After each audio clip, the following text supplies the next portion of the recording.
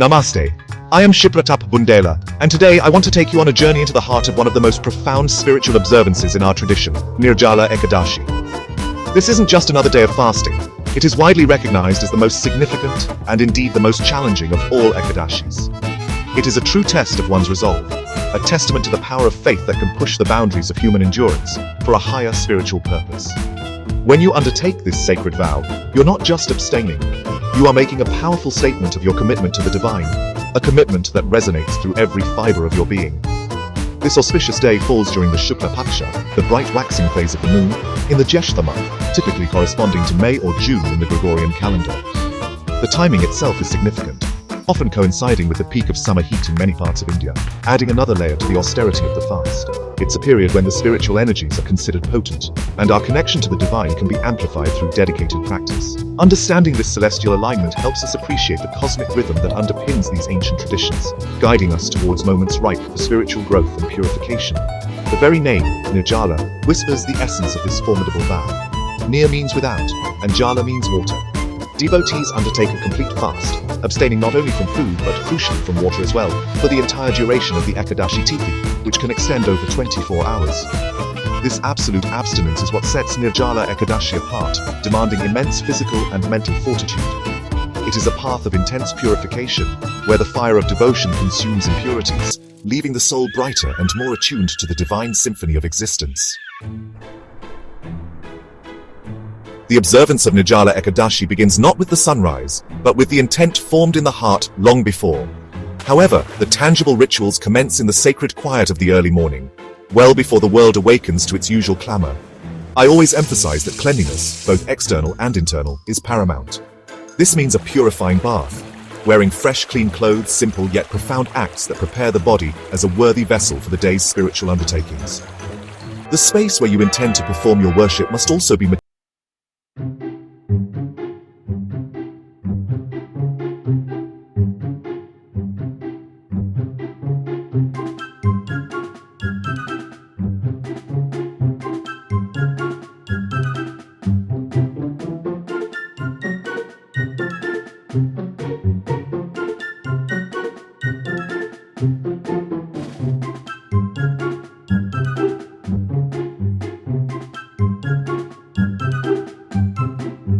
a day. It's where you reaffirm your sankalpa, your solemn vow, to observe the fast with unwavering dedication. It's a quiet conversation with the divine, a personal commitment that you make, preparing your mind and spirit for the arduous yet rewarding journey ahead, a journey that demands focus, resilience, and an open heart. A central act in our Nirjala Ekadashi observance is the respectful placement of an idol or a picture of Lord Vishnu. This isn't merely about decorating a space. It is a conscious act of invitation, of consecration. I always advise using a clean wooden platform or chowki for this purpose. Wood, as a natural material, is considered pure and grounding. By placing Lord Vishnu here, you are creating a focal point for your devotion, a sacred anchor for your thoughts and prayers throughout the challenging day of fasting. This act transforms a simple space into a temporary sanctuary, a personal temple where the divine presence is palpably felt. The reverence with which you handle and place the idol is crucial. It reflects the depth of your respect and love for the Lord. As you arrange the idol, feel that you are welcoming the Supreme Being into your home, into your heart. This simple, yet profound ritual helps to solidify your intention and focus your mind. It's about making the abstract concept of the divine tangible, accessible for your worship. This dedicated spot becomes the epicenter of your spiritual practice for the day, a constant reminder of the divine presence you are honoring through your austerity and devotion, making the fast not just an act of abstinence but an act of continuous focused worship. Once Lord Vishnu is established in his sacred space, the next step is to make offerings, expressions of our love and devotion. These are not mere material transactions but symbolic gestures laden with deep spiritual meaning. I always encourage offering fresh flowers. Their vibrant colors and delicate fragrances represent the beauty and impermanence of the material world, and offering them signifies our detachment and the offering of our own blossoming devotion. Homemade sweets, or bog, prepared with purity and love, are also essential. The effort and care put into preparing these sweets symbolize the sweetness of devotion and our desire to offer the best of what we have. Applying sandalwood paste or chandan is another vital offering, known for its cooling properties and sacred aroma, symbolizing purity, peace, and the soothing balm of divine grace. The lighting of a ghee lamp or diya holds immense significance in our worship. The flame of the ghee lamp is believed to dispel darkness, not just physical darkness, but also the darkness of ignorance within us. It represents knowledge, auspiciousness, and the eternal light of the Supreme. As you light the lamp, feel that you are inviting divine wisdom and clarity into your life. Each of these offerings, the flowers, the sweets, the sandalwood, the lamp, serves as a conduit for your emotions, translating your inner reverence into tangible acts of worship. They help to engage all your senses in the devotional process, making the experience richer and more immersive. A true conversation with the divine through the language of heartfelt offerings. Among all the offerings made to Lord Vishnu, tulsi leaves hold a uniquely indispensable position. It is said that no worship of Lord Vishnu is complete without the offering of tulsi. She is not just a plant, but is revered as a manifestation of goddess Lakshmi, the consort of Lord Vishnu, or as a great devotee herself, embodying purity, auspiciousness, and unwavering devotion.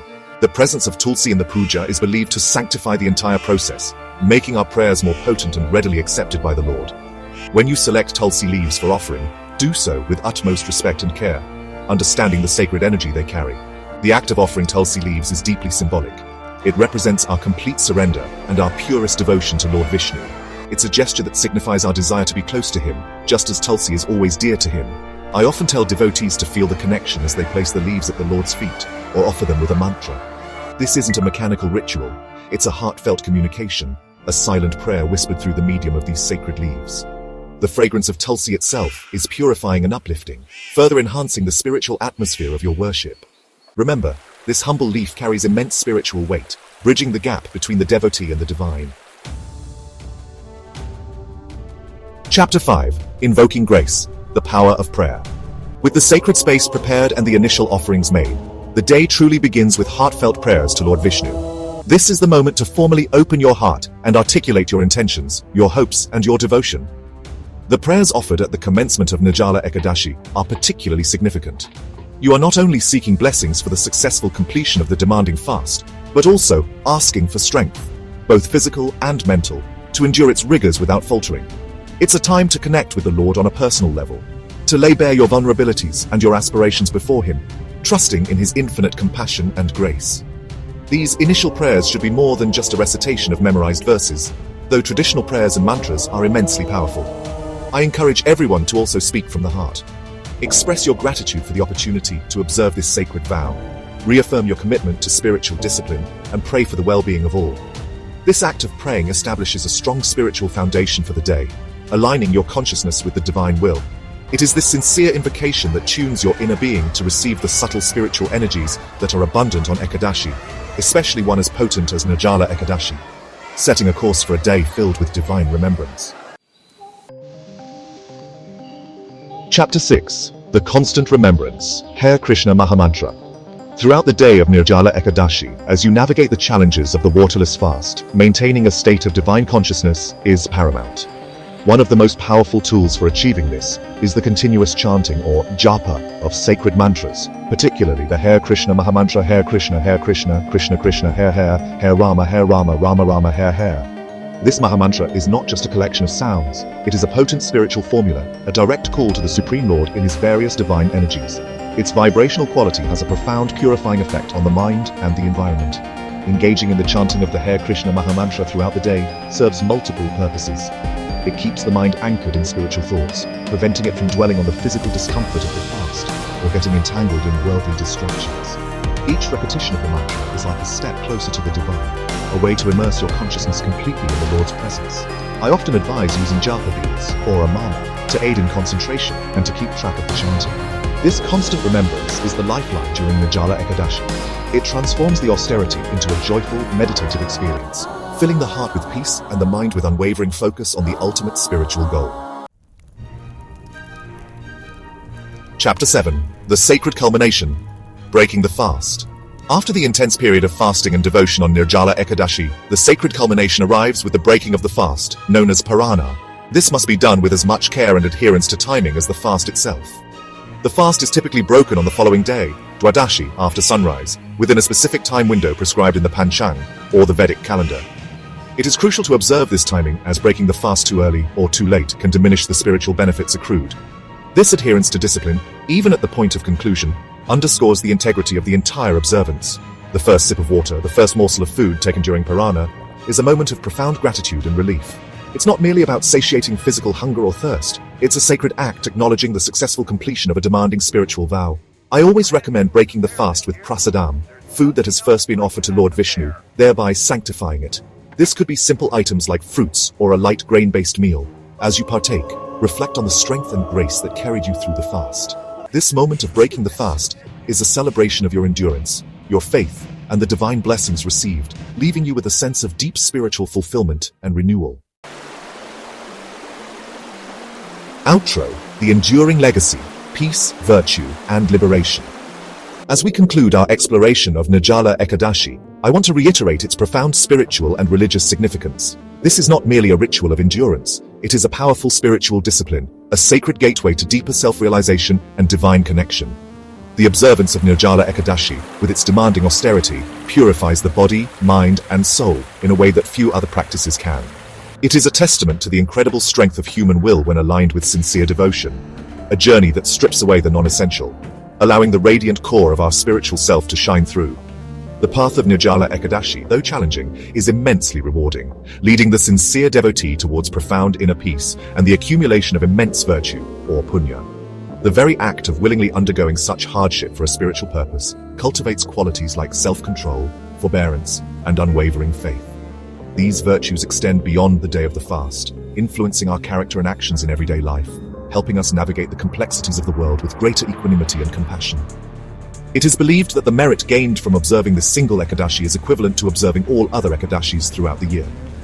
Ultimately, the observance of Nirjala Ekadashi is a powerful aid in our journey towards moksha, or liberation from the cycle of birth and death, by absolving past sins and purifying our karmic slate. It offers a direct experience of detachment from bodily demands, reminding us of our true identity as spiritual beings. I encourage you, if your health and circumstances permit, to consider embracing this sacred tradition, not as a burden, but as an opportunity for profound spiritual transformation, and to experience the unparalleled peace and virtue it bestows. May the blessings of Lord Vishnu always be upon you.